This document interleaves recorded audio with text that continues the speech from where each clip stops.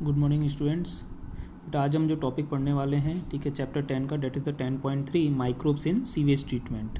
ठीक है, काफ़ी इंपॉर्टेंट टॉपिक है, उसमें नीट और बोर्ड में काफ़ी अच्छे क्वेश्चन आते हैं। तो समझते हैं बेटा इस टॉपिक को।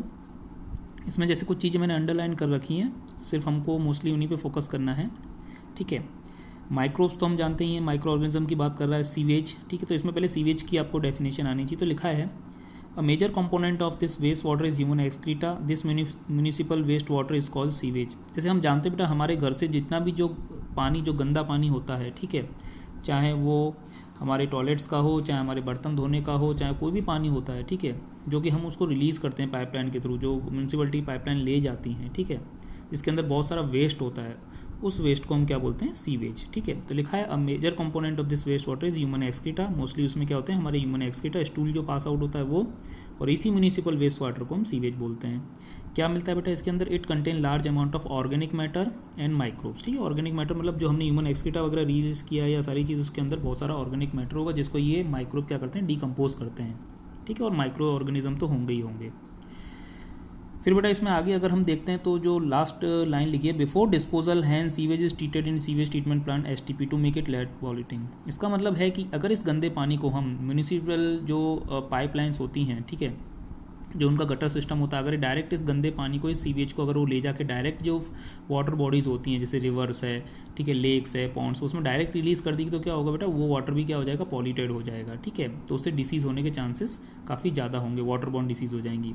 तो उस चीज़ को ठीक करने के लिए इस वेस्ट वाटर को सबसे पहले, ठीक है, एक प्रोसीजर होता है, इसको बोलते हैं सीवेज ट्रीटमेंट प्लांट, एसटीपीज। उसके थ्रू उसको फिल्टर करने के बाद, उसको प्रोसेस करने के बाद, उसको फिर उस वाटर बॉडीज़ में रिलीज़ किया जाता है, ताकि इसमें जितना भी जो ऑर्गेनिक मैटर है या जो माइक्रोब्स हैं, ठीक है, उनको उसको हम फ्री कर सकें। वो सीवेज जो वाटर है फिर वो लेस पॉल्यूटिंग हो जाए, ताकि वो आगे चल के हाईली डैमेजिंग ना करे। तो लिखा है before disposal sewage is treated in a sewage treatment plant to make it less polluting. Treatment of waste water is done by the heterotrophic microbes. ठीक है, डिफरेंट टाइप के वो माइक्रोब्स जो कि अपना फूड खुद सिंथेसाइज नहीं करा सकते, they are not autotrophic, they are heterotrophic microbes. ठीक है, फिर कह रहा है बेटा आगे इसमें ये दो स्टेज इसमें किया जाता है। पहली स्टेज को बोलते हैं प्राइमरी ट्रीटमेंट और दूसरी स्टेज को बोलते हैं सेकेंडरी ट्रीटमेंट। ठीक है, अब प्राइमरी ट्रीटमेंट क्या है? प्राइमरी ट्रीटमेंट होती है बेटा, इसको नॉन बायोलॉजिकल ट्रीटमेंट भी बोलते हैं, कि इसमें कोई भी माइक्रोब्स का यूज़ नहीं होता, इसमें हम फिजिकल मेथड्स यूज़ करते हैं। लिखा है the treatment steps basically involve physical removal of particle large and small from the sewage through filtration and sedimentation. NEET में क्वेश्चन आया था कि प्राइमरी ट्रीटमेंट में कौन से दो बेसिक सब प्रोसेस होते हैं? एक होता है बेटा फिल्ट्रेशन, एक होता है सेडिमेंटेशन। फिल्ट्रेशन मतलब उसको साफ करना, ठीक है, छानना, और सेडिमेंटेशन मतलब उसको इकट्ठा कर लेना। तो सबसे पहले क्या होता है इसके अंदर कि जब गंदा पानी आता है, जो म्यूनिसिपल सीवेज आती है, उसको सबसे पहले बहुत सारी जालियाँ अलग अलग मैसेज लगा दी जाती हैं। ठीक है, हर एक मैसेज का डायमीटर क्या होता है? अलग अलग होता है, जिससे क्या उसके अंदर जितना भी कचरा आ रहा होगा ना, वो सब फिल्टर हो जाएगा।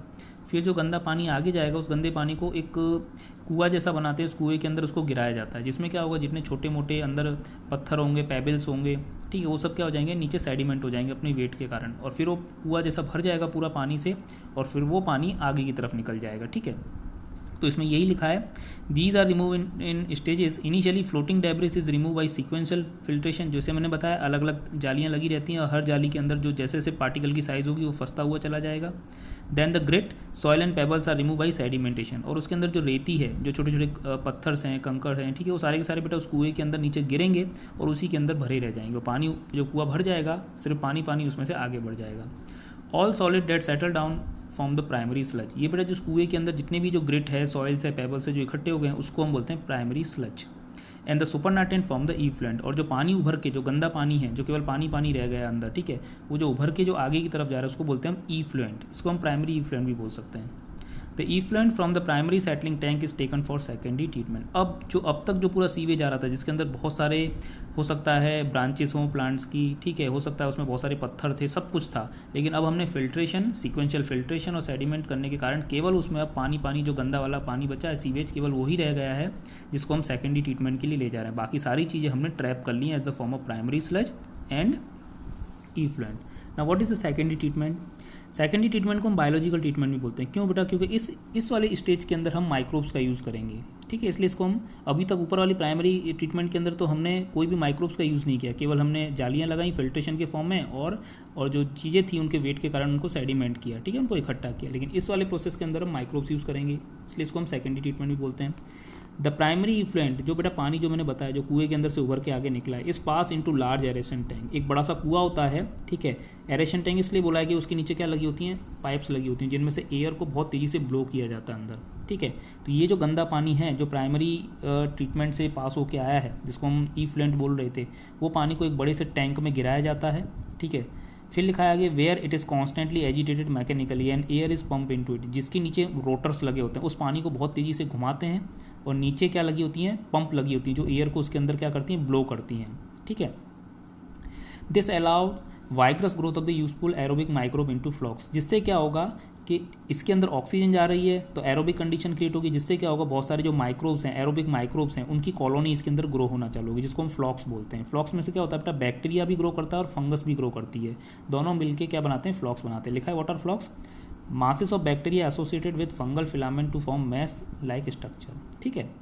While growing these microbes consume the major part of the organic matter in the effluent, होगा क्या बेटा, ये जब माइक्रोब्स ग्रो करेंगे इसके अंदर, ये फ्लॉक्स कॉलोनी जब ग्रो करेगी तो ये क्या करेगी, उस गंदे पानी के अंदर जो प्राइमरी ट्रीटमेंट से साफ होकर आया है, ठीक है, जो कि अब इस टैंक में गिराया गया है, लार्ज एरेशन टैंक में गिराया है, उसमें जितना भी ऑर्गेनिक मैटर है उसको ये माइक्रोब्स, ये जो फ्लॉक्स हैं वो कंज्यूम करेंगे, ठीक है, और अपना उसमें से फूड सिंथेसाइज करेंगे, जिससे क्या होगा, this significantly reduce the BOD, biological oxygen demand of the effluent, ठीक है। जिससे इनका कहने का मतलब है कि उसकी जो पानी की जो BOD है, जिसको हम बायोकेमिकल ऑक्सीजन डिमांड बोलते हैं, वो घट जाएगी, ठीक है। क्या हो जाएगी, घट जाएगी। अब BOD है क्या, पहले बहुत इंपॉर्टेंट कंसेप्ट है, नीट एम सब में आ चुका है, इसको समझना जरूरी है। What is BOD? BOD refers to the amount of oxygen that would be consumed if all the organic matter in 1 liter of water were oxidized by the bacteria, ठीक है। समझते हैं इसको। BOD का मतलब है कि 1 लीटर पानी को साफ करने के लिए, उसमें जितना भी ऑर्गेनिक मैटर है उसको निकालने के लिए, उसको साफ करने के लिए उन माइक्रोब्स को जितनी ऑक्सीजन चाहिए, उस ऑक्सीजन को हम बोलते हैं बायोकेमिकल ऑक्सीजन डिमांड। अब इससे एक चीज़ हम सीधा से समझ सकते हैं कि सर जितना ज़्यादा गंदा पानी होगा, ठीक है, उसको साफ करने के लिए जो ऑक्सीजन लगेगी इन एरोबिक माइक्रोब्स को वो भी ज़्यादा होगी, ठीक है, ऑब्वियस ही बात है बेटा। तो इसका मतलब है जितना ज़्यादा गंदा पानी होगा उसकी BOD कैसी होगी, उतनी ही ज़्यादा होगी, डिमांड उसकी ही ज़्यादा होगी, ठीक है। मतलब जितना हार्ड टॉपिक है उसको पढ़ने के लिए इतना ही कॉन्सेंट्रेशन ज़्यादा चाहिए। तो आगे लिखा है, the BOD test measures the rate of uptake of oxygen by micro organism in a sample of water. Thus indirectly BOD is a measure of organic matter present in the water, ठीक है। The greater the BOD of waste water more is the its polluting potential, ठीक है। इससे एक relation और निकलता है कि अगर मैं बोलूं कि आपके पास सैंपल A है और सैंपल B है, दो पानी रखे हुए हैं, इसकी BOD समझ लो 100 है और इसकी BOD इसकी 80 है, तो आपको एक चीज़ ऐसे समझ में आ जाएगी, सर जिसकी BOD कम है इसका मतलब वो लेस पॉल्यूटिंग है, और जिसकी BOD ज़्यादा है उसका वो जो कंटेंट है सीवेज का वो कैसा है बेटा, ज़्यादा है। तो लिखा है इसमें, फिर से पढ़ देता हूँ, the greater the BOD of waste water more it is polluting potential. जितना ज़्यादा BOD होगा, मतलब जितना ज़्यादा माइक्रोब्स को ऑक्सीजन लगेगी उसको साफ करने में, इतना ही उसका BOD भी ज़्यादा, और इतना ही बेटा वो पॉल्यूटिंग भी ज़्यादा है, ठीक है। तो बहुत IMP क्वेश्चन है, बहुत ज़्यादा आता है, इसको समझना है BOD को। अब ये कह रहा है कि इन माइक्रोब्स ने, इन फ्लॉक्स ने ग्रो किए, उस लार्ज एरेशन टैंक में ग्रो करने के बाद इन्होंने जितना भी ऑर्गेनिक मैटर था उसको कंज्यूम कर लिया, मतलब उसकी जो BOD की रिक्वायरमेंट थी बेटा, बायो ऑक्सीजन डिमांड थी, वो घटा दी। अब क्या होगा, once the BOD of the sewage water is reduce significantly the effluent is then pass into settling tank. अब इस टैंक में से BOD घटने के बाद, ठीक है, जो अंदर जो डेब्रिस था उसको, ऑर्गेनिक डेब्रिस था उसको उन्होंने माइक्रोब्स ने खा लिया, उसको कम कर दिया, उसको लेस पॉल्यूटिंग कर दिया, ठीक है।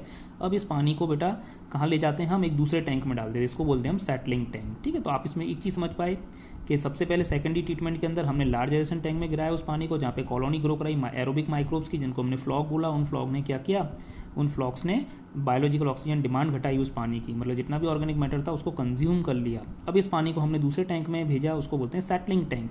वहाँ पे क्या होगा, where the bacterial flocs are allowed to sediment, ठीक है। जैसे ही सेटलिंग टैंक में पानी गिरेगा, जितनी बैक्टीरियल और फंगल की कॉलोनी थी फ्लॉक्स, अब वो सेडिमेंट हो जाएगी, मतलब वो उसके जो सबस्ट्रेटम है, जो उसका जो बॉटम है, उस पर जाके क्या हो जाएगी, इकट्ठी हो जाएगी, सेडिमेंट हो जाएगी। This sediment is called activated sludge. इस सेडिमेंट को क्या बोलते हैं हम, एक्टिवेटेड स्लज बोलते हैं। A part of the activated sludge is pump back into the aeration tank serve as inoculum. अब बेटा इसमें से क्या करते हैं कि कुछ अमाउंट ऑफ बैक्टीरिया जो फ्लॉक्स है या जो फंगल फिलामेंट है उसको उठा के वापस हम किस में डाल देते हैं, लार्ज एरेशन टैंक में। क्यों? क्योंकि पानी तो लगातार प्योरीफाई हो रहा है। एक बार पानी लार्ज एरेशन टैंक में से कहाँ जाएगा, सेटलिंग में, दोबारा दूसरा पानी भी तो आएगा बेटा लार्ज एरेशन टैंक में। तो उस कॉलोनी को, उस पानी को अच्छे से साफ करने के लिए हमें इनमें से जो अभी सेडिमेंट होगी, जिसको हमने एक्टिवेटेड स्लज बोला है, कुछ उठा के उसमें, जैसे हम घर पे क्या करते हैं, दही जमाते हैं, ठीक है, तो दही को फिर हम कंज्यूम कर लेते हैं, लेकिन उसमें से कुछ पार्ट हम रख लेते हैं ताकि अगली बार हमको दही जमानी तो उस दूध में वो काम आ जाती है, ठीक है। तो उसको हम इनोक्यूलम भी बोलते हैं। या उसके केस में अगर इसके रिस्पेक्ट में समझना चाहें तो बेटा वो जो दही हमने रखी है ना, जो पार्ट हमने थोड़ा सा निकाल लिया और अगली बार हम उसको यूज़ कर रहे हैं, ठीक है, उसको हम इनोक्यूलम बोलेंगे यहाँ पे, ठीक है। तो इसमें लिखा है this sediment is called activated sludge. A small part of the activated sludge is pumped back into the aeration tank, serve as inoculum, जो मैंने बताया। The remaining part of the sludge is pumped into large aeration tank called anaerobic sludge digester। अब तीसरा tank आया जिसका नाम है बेटा anaerobic sludge digester। अब इस पानी को उठा के इसके अंदर डाला जाता है और वहाँ पे कौन ग्रो हो रहा है, एनारोबिक बैक्टीरिया। नाम से पता लग रहा है एनारोबिक स्लज डाइजेस्टर। वहाँ पे एनारोबिक्स बैक्टीरिया होते हैं जिनको ऑक्सीजन की ज़रूरत नहीं होती। अब वो क्या करेंगे बेटा, वो इन जो एरोबिक्स बैक्टीरिया थे, जो फ्लॉक्स थे, उनको मारना चालू करेंगे, ठीक है, उनको खा जाएंगे वो।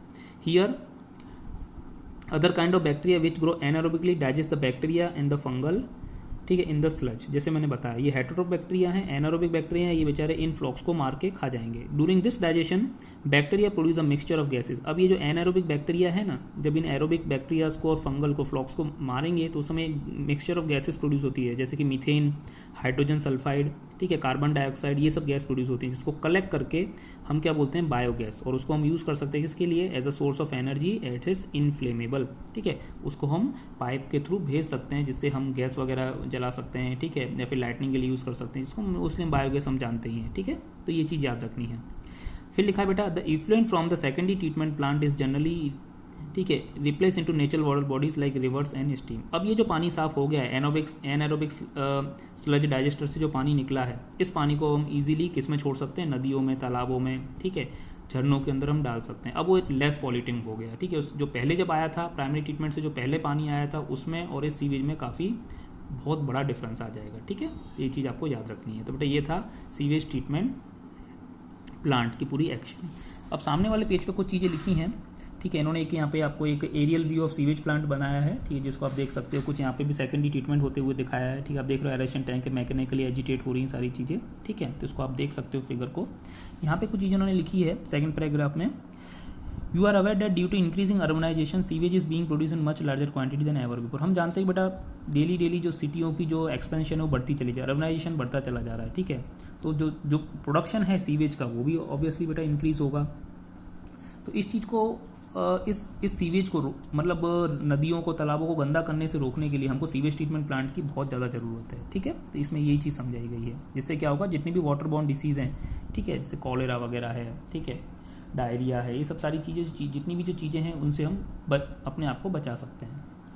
आगे एक चीज़ और लिखी है जो पूछी गई है नीट में। The ministry of environment and forest had initiated Ganga action plan, जिसको हम GAP बोलते हैं, यमुना एक्शन प्लान जिसको YAP बोलते हैं, to save these major rivers of our country from pollution.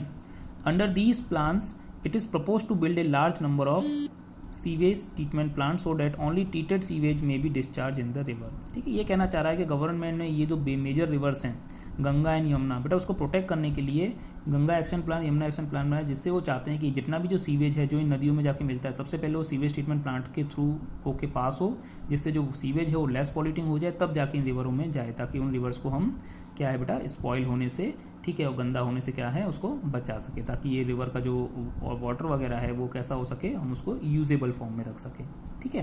तो ये चीज़ आपको थोड़ी सी अच्छे से ध्यान रखनी है। अब ये जो मैंने अभी तक बताया इसको थोड़ा सा एक फ्लो चार्ट में आपको समझाना चाहूँगा, ठीक है। फ्लो चार्ट के फॉर्म में अगर इसको यहाँ पे हम देखें, ये चीज़ बनाई गई है। जैसे बेटा इनपुट आया, सीवेज आया, प्राइमरी ट्रीटमेंट में क्या हुआ है, physical removal of impurities, sequential filtration हुआ है, ठीक है, फ्लोटिंग डेब्रिस को रोक लिया, सेडिमेंटेशन हमने ग्रेट और पत्थर और छोटे छोटे कंकड़ों को रोक लिया, ठीक है। फिर क्या होगा बेटा, आउटपुट निकलेगा। आउटपुट में क्या होगा, प्राइमरी स्लज, मतलब जैसे मैंने बताया था जो चीज़ इकट्ठी हो गई ना कुएं में, जो ग्रेट और पेबल्स से, उसको प्राइमरी, तो उसको तो फेंक देंगे, डिस्कार्ड कर देंगे हम।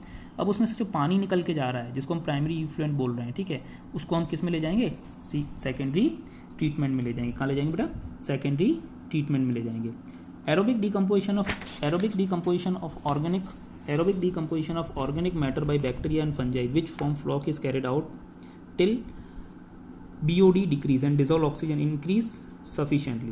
Aeration is important to provide oxygen to decomposers, flocks and are sediment and secondary effluent is separated from the flocks.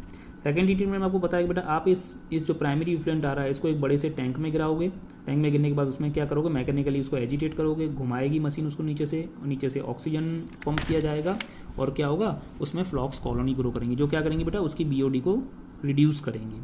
फिर उसमें से क्या होगा, जब वो BOD रिड्यूस हो जाएगी तो उसको हम किस में ले जाएंगे, एक दूसरे टैंक में ले जाएंगे, ठीक है, सेटलिंग टैंक जिसको हमने बोला था उसमें ले जाएंगे, ठीक है। वहाँ पे क्या होगा बेटा, उसको जो चीज़ें सेडिमेंट हो जाएंगी, जो फ्लॉक्स था जब नीचे बॉटम पे जाकर बैठ जाए उसको क्या बोलेंगे हम, एक्टिवेटेड स्लज बोलेंगे, जो उसका आउटपुट होगा। अब इस एक्टिवेटेड स्लज में से हम कुछ पार्ट निकाल के इसके फिर से सेकेंडरी ट्रीटमेंट में जो पानी आएगा जो यहाँ से ये आ रहा है उसके लिए यूज़ करेंगे, जिसको हमने क्या बोला था, इनोक्यूलम बोला था, ओके। फिर इस एक्टिवेटेड स्लज को, ठीक है, हम क्या करेंगे उसका लार्ज पार्ट जो मेजर है उसको किस में ले जाएंगे बेटा, एनारोबिक स्लज डाइजेस्टर में ले जाएंगे, ओके। यहाँ पे लिखा है anaerobic bacteria digest the aerobic bacteria and fungi and produce methane, hydrogen sulphide and CO2।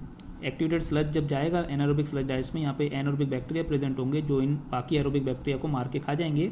उस समय पे कुछ गैसेस प्रोड्यूस करेंगे, ये वाली जो बायोगैस में काम आएगी, ठीक है। और इसमें लिखा है डाइजेस्ट स्लज यूजेस मैन्योर, और जितना भी जो नीचे जो कचरा इकट्ठा हो जाएगा उसको हम फर्टिलाइजर या मैन्योर की तरह भी यूज़ कर सकते हैं। एक तो ये चीज़ आई। इसमें कुछ एक्स्ट्रा दे रखा है कि कभी कभी जो सेकेंडरी ट्रीटमेंट में जो पानी जो इकट्ठा होता है, ठीक है, उस पानी को हम उस सेकेंडरी इफ्लुएंट भी बोल देते हैं। जैसे हम यहाँ से प्राइमरी से निकला था तो प्राइमरी इफ्लुएंट बोला था, यहाँ से निकलेगा तो उसको सेकेंडरी इफ्लुएंट बोलेंगे। उसको हम सेटलिंग टैंक में भी डाल सकते हैं या तो हम उसको फार्मिंग के लिए यूज़ कर सकते हैं। अगर इस प्रोसीजर से हमको नहीं जाना है तो फार्मिंग के लिए यूज़ कर सकते हैं। हम उसको डायरेक्ट डिस्पोज वाटर बॉडी में भी छोड़ सकते हैं, ठीक है, जिसको हम क्या बोलते हैं बेटा, टर्सरी ट्रीटमेंट भी बोलेंगे। टर्सरी ट्रीटमेंट क्या है कि जब इस वाले सेटलिंग टैंक में से जो पानी जाता है उसको अगर हम ozonation, reverse osmosis, alum loading, ठीक है, या फिर अल्ट्रावायलेट रेज या क्लोरिनेशन, इन सब ट्रीटमेंट से अगर पास कर दें इस वाले पानी को जो सेकेंडरी इफ्लुएंट से निकला है तो वो कैसा हो जाता है बेटा, पीने लायक हो जाता है, फिट फॉर ह्यूमन यूज़ हो जाता है। इसको कंज्यूम कर सकते हैं, कपड़े वपड़े धो सकते हैं, इन चीज़ों के लिए यूज़ हो जाता है। ये थोड़ा एक्स्ट्रा दिया है NCERT के बाहर का, वो जरूरत नहीं है आपको पढ़ने के लिए, ओके बेटा। तो ये थोड़ा फ्लो चार्ट वगैरह था, तो इस फ्लो चार्ट को आप बना सकते हो, ठीक है, इसको यूज़ कर सकते हो या फिर उसमें से भी डायरेक्ट आप पढ़ सकते हो, ठीक है। नेक्स्ट टॉपिक जो होगा 10.4 microbe in production of biogas, वो अगले लेक्चर में देखेंगे, ओके। Thank you.